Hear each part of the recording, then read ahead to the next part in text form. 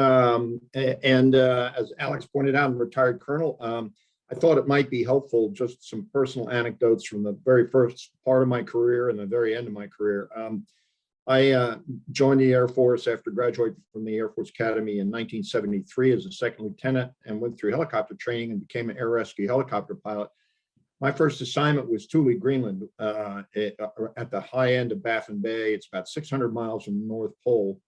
I had pictures in my picture catalogs of standing with one foot on the tundra, the rock tundra, and the rock and the tundra of the mainland of Greenland, and the other foot on the ice cap. And the ice cap in Thule went from sea level to 10,000 feet, 2 miles of solid ice.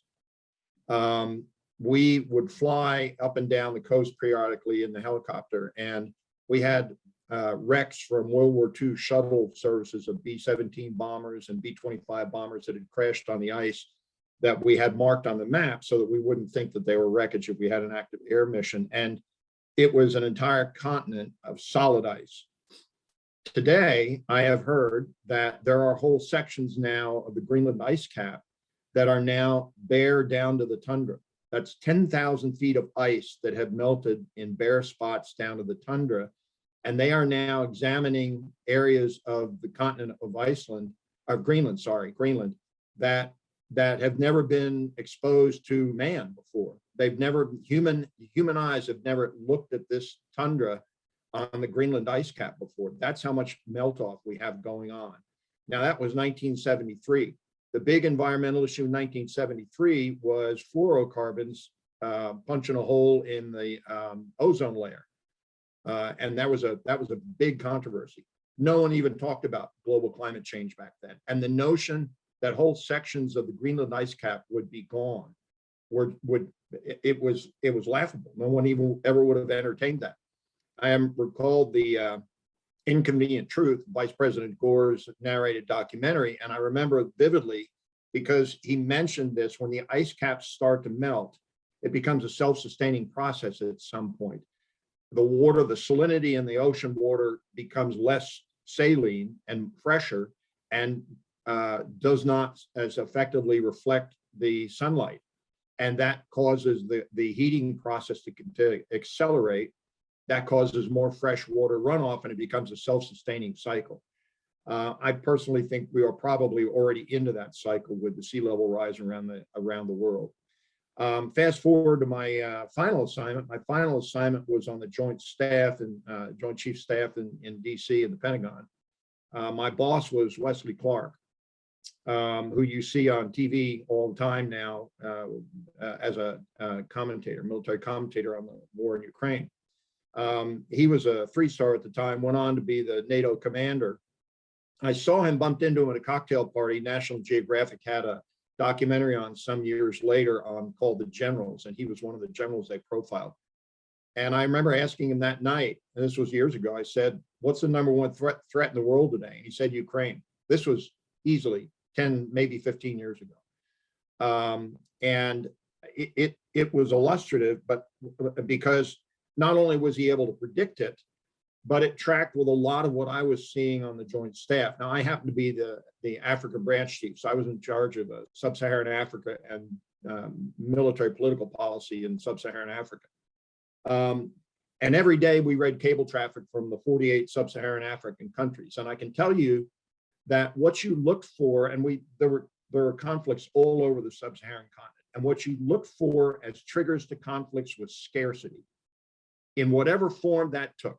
Water scarcity, energy scarcity, food scarcity. Scarcity triggered conflict, because invariably, if the scarcity impacted one country greater than another country, it set up the seeds for conflict. And we would look for leverage in any kind of a diplomatic discussion between countries. We look for what is the comparative advantage between these countries? What is the leverage that these countries have? And you fast forward now with that thought process that we dealt with every day on the Joint Staff and strategic plans and policy as we looked around the world. And now you look at Vladimir Putin in Ukraine. He was encouraged to do this aggression, to commit this act of heinous aggression. He was specifically encouraged because he knew he had Europe in a stranglehold from fossil fuels.